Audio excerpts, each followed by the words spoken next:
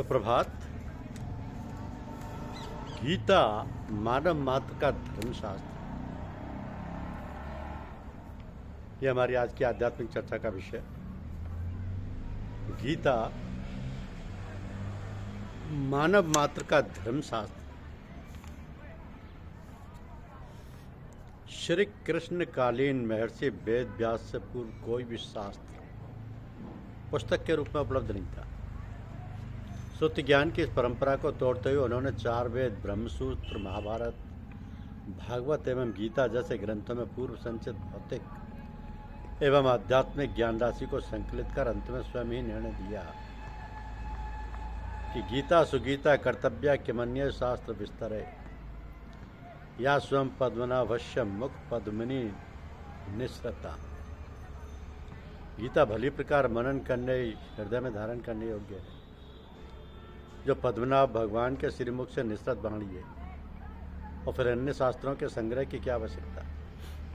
मानव सृष्टि के आदि में भगवान श्री कृष्ण के मुख से निःसृत वाणी अविनाश योग अर्थात श्रीमद् भगवद गीता, जिसकी विस्तृत व्याख्या वेद और उपनिषद में विस्तृत आ जाने पर उसी आदि शास्त्र को भगवान श्री कृष्ण ने अर्जुन के प्रति पुनः प्रकाशित किया, जिसकी यथावत व्याख्या यथार्थ गीता है। गीता का सारांश अगर इस श्लोक में कहा जाए तो यह कि एकम शास्त्रम देवकी पुत्र गीतम, एको देवो देवकी पुत्र एवं एको मंत्रस्तस्य नामानि यानि कर्माप्येकम तस्य देवस्य सेवा।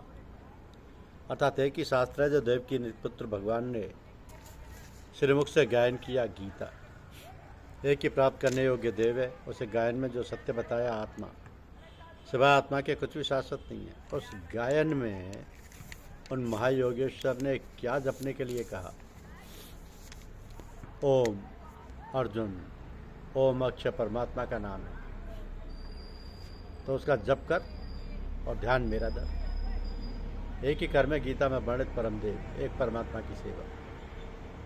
उन्हें श्रद्धा से अपने हृदय में धारण कर। अस्तु आरंभ से ही गीता आपका शास्त्र रहा है। भगवान श्री कृष्ण के हजारों वर्ष पश्चात परवर्ती जिन महापुरुषों ने एक ईश्वर को सत्य बताया, गीता के ही संदेश वाहक हैं। ईश्वर से ही लौकिक एवं पारलौकिक सुखों की कामना, ईश्वर से डरना, अन्य किसी को ईश्वर न मानना, यहाँ तक तो सभी महापुरुषों ने बताया। किंतु ईश्वरीय साधना, ईश्वर तक की दूरी तय करना, यह केवल गीता में ही सांगोपांग क्रमबद्ध सुरक्षित है। गीता से सुख शांति तो मिलती है, यह अक्षय अनामय पद भी देती है।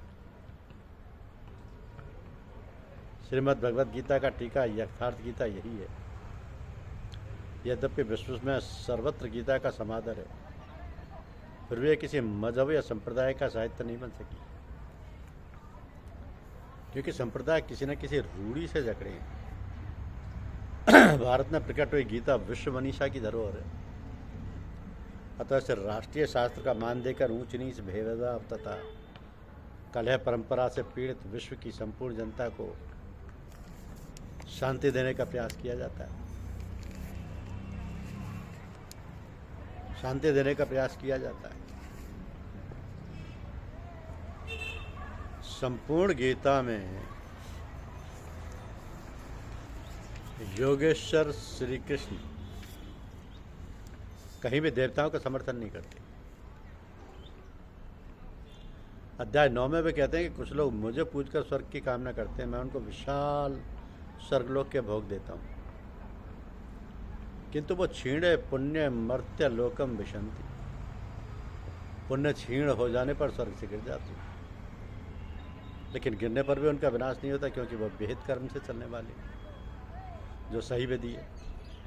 इस विहित कर्म में आरंभ का नाश होता है, और साधक चलते चलते कोई इच्छा कर भी ले तो भगवान उसकी पूर्ति करेंगे।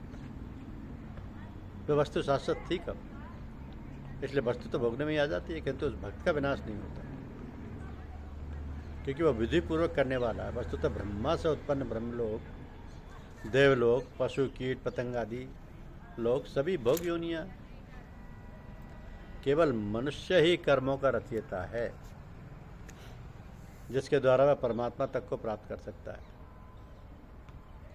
अब वर्ग साध सकता है। शरीर धारण के क्षेत्र में आप देवताओं से भी भाग्यशाली हैं, बढ़कर हैं, क्योंकि ये तन सुर दुर्लभ है और आपको मिल चुका है। आप उनमें कौन सी आशा करते हैं? आप देवता बन ब्रह्मा की स्थिति प्राप्त कर लें, किंतु पुनर्जन्म का सिलसिला तब तक नहीं टूटेगा जब तक मन के निरोध और विलय के साथ परमात्मा का साक्षात्कार करके उसी परम भाव में स्थित न हो जाए।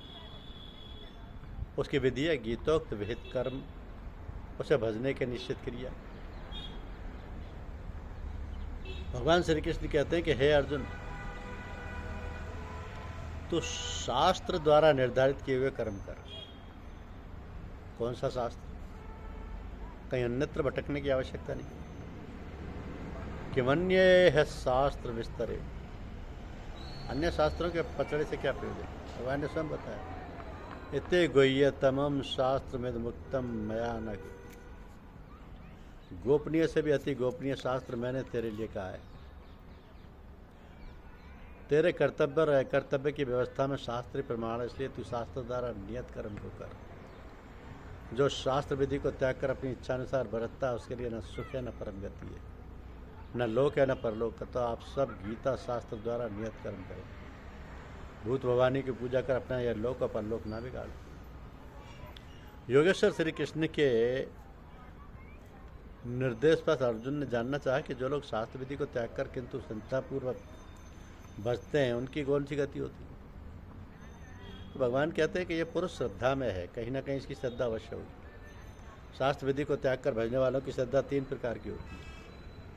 सात्विक श्रद्धा वाले देवताओं को, राजसी श्रद्धा वाले यक्ष राक्षसों को, और तामसी श्रद्धा वाले भूत प्रेतों को पूजते हैं। ये तीनों केवल पूजते ही नहीं है, अथक परिश्रम करते हैं, घोर तप को तपते हैं। किंतु ये तीनों प्रकार के श्रद्धा वाले शरीर रूप में स्थित भूत समुदाय को और अंतःकरण स्थित मुझ अंतर्यामी परमात्मा को क्रश करने वाले मुझसे दूरी पैदा करते हैं, ना कि भजते हैं। इन सबको तू असुर जान, अर्थात देवी देवताओं को पूजने वाले भी असुर हैं। असुर का मतलब क्या? 2 सींग वाला, बड़े बड़े दांत वाला है, कोई बीजा जीव विचित्र नहीं। परमदेव परमात्मा के देवत्व से जो वंचित रहने वाला है वो असुर है। श्री कृष्ण के अनुसार दुनिया में मनुष्य 2 प्रकार का, एक देवताओं जैसा, दूसरा असुरों जैसा। तो दैवी संपदा नामक गुणों को धारण करने वाला देवताओं जैसा है, और आसुरी संपदा वाले दुर्गुणों को धारण करने वाला पुरुष असुरों जैसा है। आपका एक सगा भाई देवता और दूसरा सगा भाई असुर हो सकता है। इन सबको तू असुर जान, इससे अधिक कोई क्या कहेगा। धन्यवाद। यूट्यूब चैनल को लाइक और सब्सक्राइब अवश्य कीजिए। शुक्रिया।